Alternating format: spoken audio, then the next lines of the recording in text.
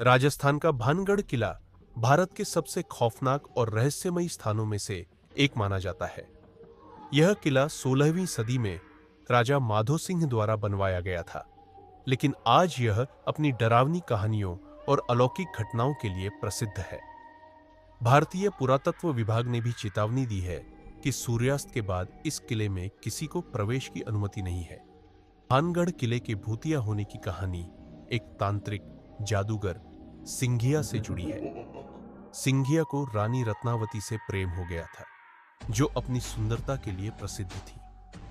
तांत्रिक ने अपनी काली शक्तियों से रानी को पाने की कोशिश की और उनके लिए एक जादुई तेल तैयार किया, लेकिन रानी को तांत्रिक की चाल का पता चल गया और उन्होंने वह तेल एक बड़े पत्थर पर फेंक दिया। जादू के प्रभाव से वह पत्थर तांत्रिक की ओर तेजी से बढ़ा और उसके ऊपर गिरकर उसे कुचल दिया। मरते मरते तांत्रिक ने भानगढ़ के विनाश का श्राप दिया, जिसके बाद यह किला वीरान और भूतिया बन गया। कई लोगों ने बताया है कि उन्होंने रात में किले के अंदर से अजीबोगरीब आवाजें सुनी हैं, जैसे किसी के चीखने चिल्लाने की आवाजें। कुछ लोगों का कहना है कि उन्होंने किले के अंदर अजीब साए और आत्माओं को भटकते हुए देखा है। जो लोग रात में यहाँ रुके हैं, उनमें से कई ने सुबह होने से पहले ही किले को छोड़ दिया, क्योंकि उन्होंने डरावनी घटनाओं का अनुभव किया।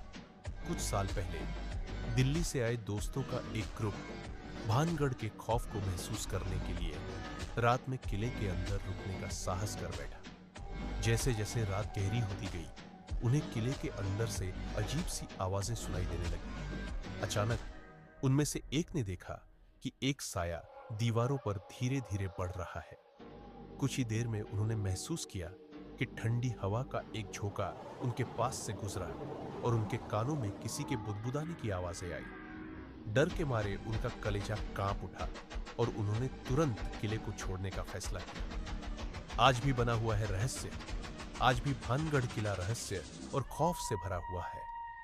स्थानीय लोग मानते हैं कि किले के अंदर कई आत्माएं भटकती है और जो भी रात के समय वहां रुकता है, उसे किसी न किसी अलौकिक घटना का सामना करना पड़ता है।